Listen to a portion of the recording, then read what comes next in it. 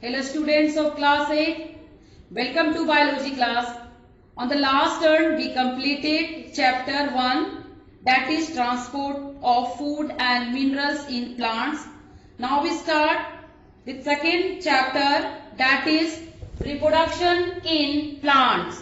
What is reproduction? Reproduction means is producing organisms of their own kind.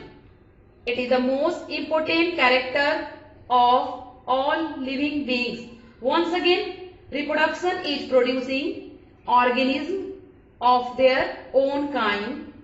It is the most important character of all living beings. Now here, modes of reproductions. Modes of reproductions are of three types: asexual reproduction, vegetative propagation, and sexual reproductions. Asexual reproductions are of four types.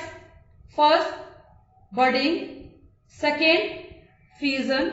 Third, fragmentations. Fourth, spore formation. Vegetative propagation are of two types: natural methods of vegetative propagation, artificial methods of vegetative propagation. Now, natural methods of vegetative propagations. First, by roots. Second, by stem. Third, by adventitious buds on leaves. Artificial methods of vegetative propagation. First, by stem cutting. Second, by layering. Third, by grafting. Fourth, by tissue culture. Now we come to the definition of asexual reproduction. The mode of reproduction in which a single organism divides and produces two or more individuals is called asexual reproduction. These individuals are genetically identical and are called clone. What is clone? If the question has come, these individuals are genetically identical and are called clone. In simple language, what is asexual reproduction? Asexual reproduction means only one parent cells are involved. That is called asexual reproduction. Now we come to the what is sexual reproduction? Sexual reproduction means when a male and female gametes fuse together and form zygote, that is called sexual reproduction. Now differences between asexual and sexual reproduction. First, asexual reproduction. Daughter cells are produced from a single parent.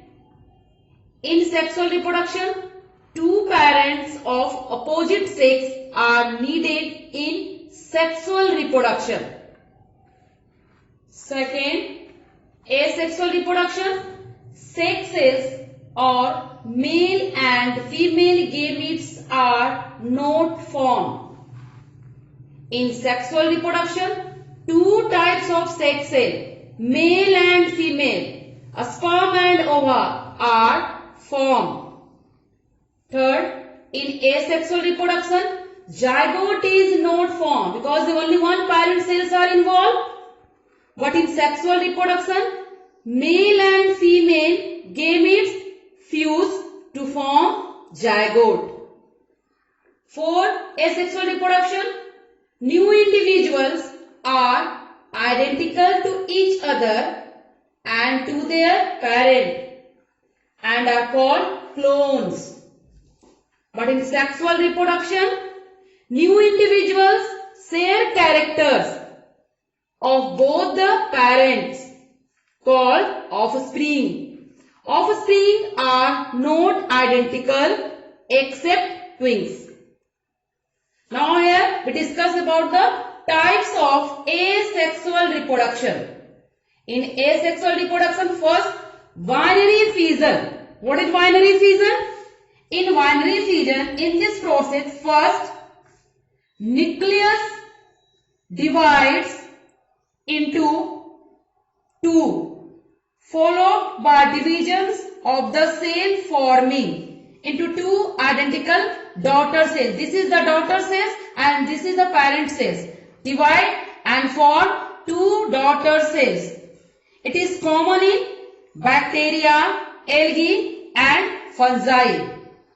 In this diagram, we show fission in bacteria by binary fission. Now we can come to second type of asexual reproduction, that is budding. In budding, a daughter individual arises on the parent organism as a small bud. The bud grows detached from a parent cell and forms new individual. This is a chain of new cells. So this diagram show budding in yeast. Now we come to third types of asexual reproduction, that is fragmentation. Fragmentation commonly done in Spirogyra. It is commonly found in green algae like Spirogyra. Their filament may break into two and each grow into individuals filament. It is also common in mosses and liverworts. So this diagram to show fragmentation in Spirogyra. Now we come to fourth type of asexual reproduction, that is a spore formation. What is a spore formation? This is a diagram of Rhizopus. Spores are tiny, thick-walled, resistant, asexual reproduction bodies. They are produced under an unfavorable condition. They are produced in a structure that is called a sporangium. When the spore mature, they comes out from the sporangium, keeps floating in air and are carried away.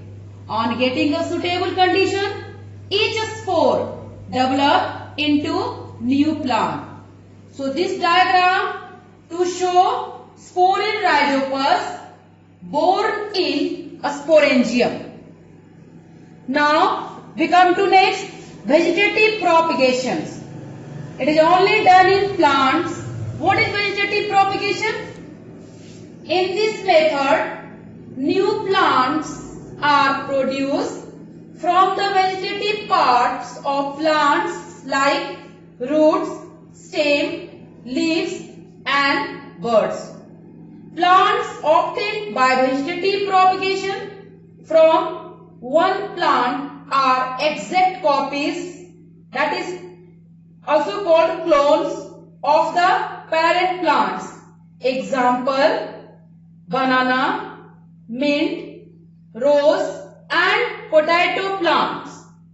In simple language, what is vegetative propagation? Vegetative propagation takes place only in plant when the vegetative part of plants like a root, stem and leaves form a new plant, that is called vegetative propagation.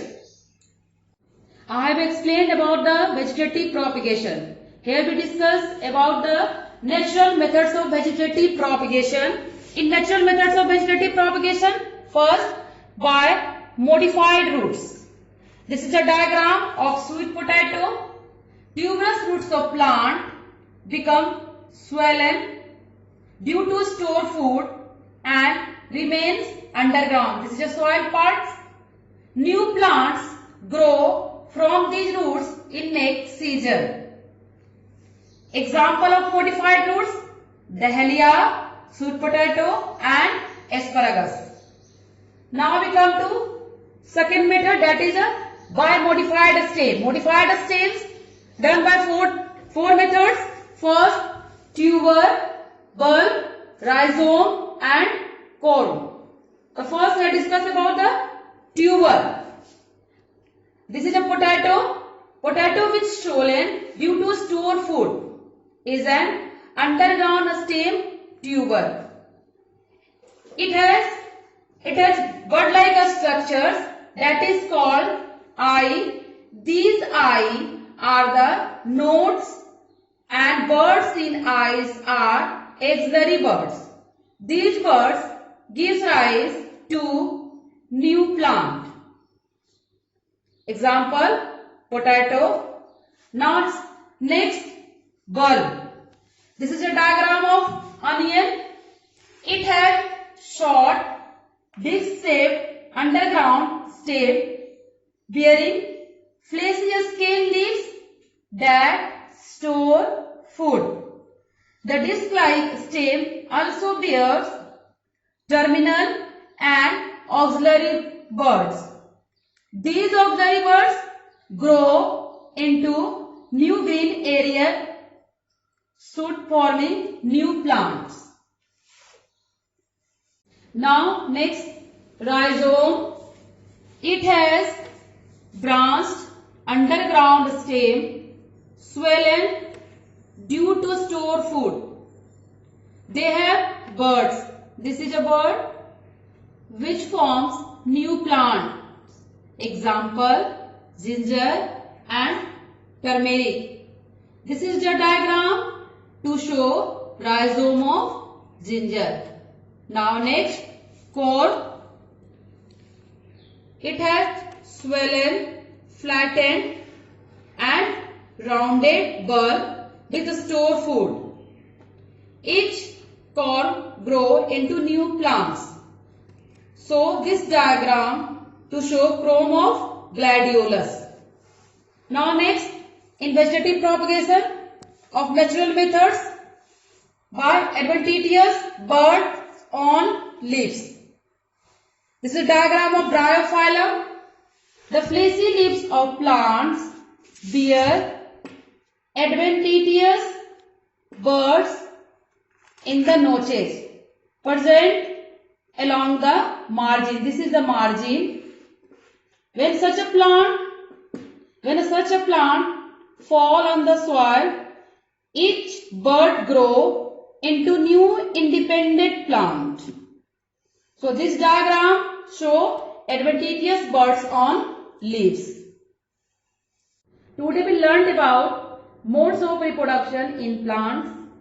They are of three types: asexual reproduction, vegetative propagation and sexual reproduction. On the next class, we will study about the artificial methods of vegetative propagation. In your homework, study the chapter, practice all the diagram. Thank you.